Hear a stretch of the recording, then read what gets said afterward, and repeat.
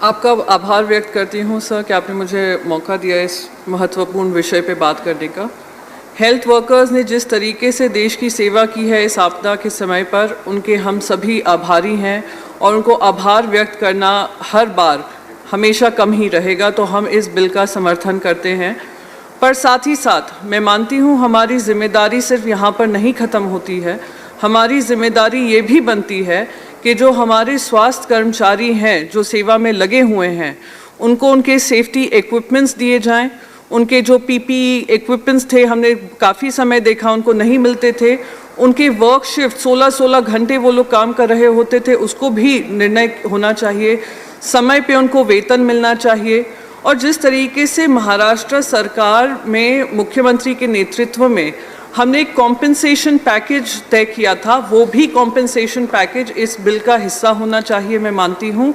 और यहाँ पे सिर्फ स्वास्थ्य कर्मचारी ही नहीं, हमारी पुलिसकर्मी हों, हमारी आशा वर्कर्स हों, उन सबको भी सफाई कर्मचारी हों, सबका ध्यान देना, सैनिटेशन वर्कर्स हों, सबका ध्यान देना बहुत ही महत्वपूर्ण है।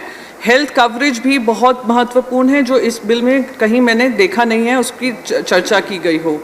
सबसे इम्पॉर्टेंट चीज़ सर, मैं एक सुझाव देकर मैं अपनी बात ख़त्म करना चाहूँगी कि जिस तरीके से प्राइवेट हॉस्पिटल्स में हमने देखा कि इसमें आपदा का अवसर उन्होंने बना लिया था, जिसके चलते बहुत सारे लोगों को स्वास्थ्य की सेवाएं नहीं मिल पाई थी या उनको बहुत मनमानी दाम चुकाने पड़े थे, उस पर भी किसी तरीके के अगर पाबंदी लगाई जाए एपिडेमिक के समय पे, वो बहुत महत्वपूर्ण है।